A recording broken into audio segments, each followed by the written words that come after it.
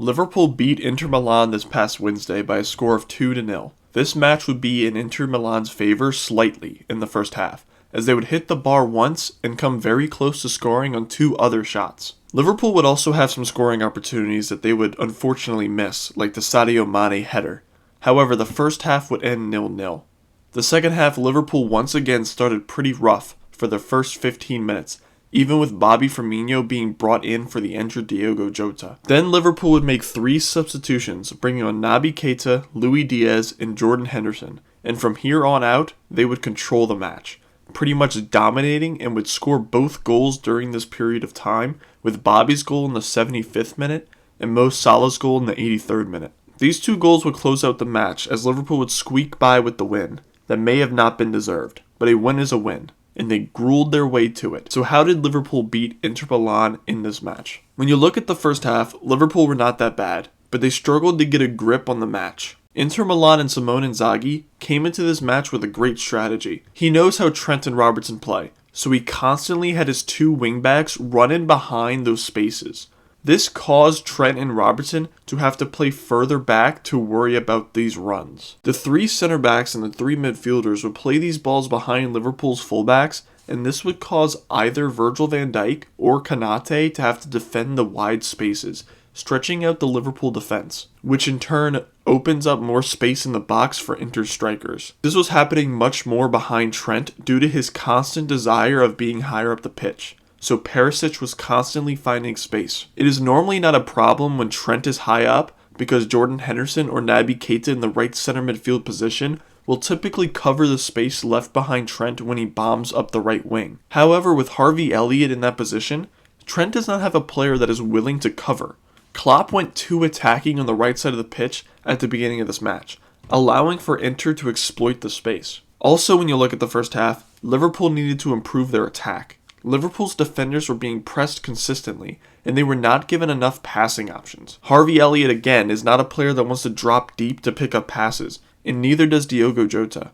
Both of these players are willing to do it, but this is not their strong suit. So in a game where Liverpool were struggling to play direct and have to try to pass through their opposition, they are not the best fit. Jota, whilst on the pitch, would lose possession pretty much half the times he touched the ball.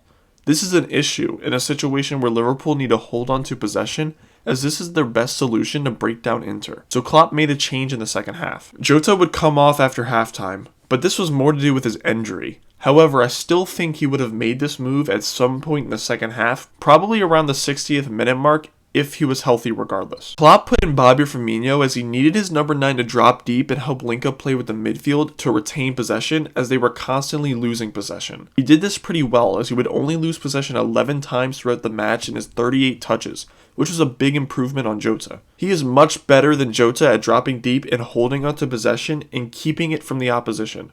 This substitution did not instantly fix the issues on the pitch, but it helped Liverpool improve slightly. The next substitution he made was a triple switch, and this substitution completely changed the match. He would bring on Naby Keita, Luis Diaz, and Jordan Henderson, and he would take off Sadio Mane, Harvey Elliott, and Fabinho. I, like many people, was very confused on why Klopp would take off Fabinho, who was pretty much having a perfect match. But the move actually made lots of sense when you see the end result. Fabinho is a world-class midfield destroyer, constantly giving his team possession when they lose it, and he is an above-average player in possession, helping his team retain it. However, with Inter Milan constantly looking to play balls over the top, Fabinho was constantly being played over, so his presence there was not needed. So Klopp wanted a different presence in midfield.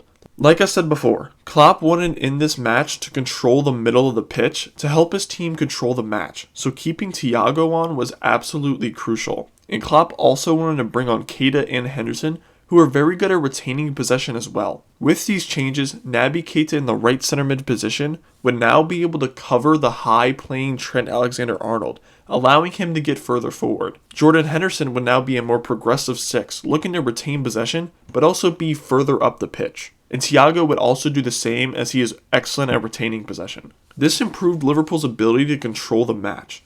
The other sub that he made during this triple sub was Luis Diaz, which was an excellent move to make, as Sadio Mane was not playing his best. Luis Diaz came on the pitch and showed amazing attacking talent, giving the Inter defense lots of issues. From this point on, Liverpool were able to cover for their attacking fullbacks, allowing them to get further up the pitch.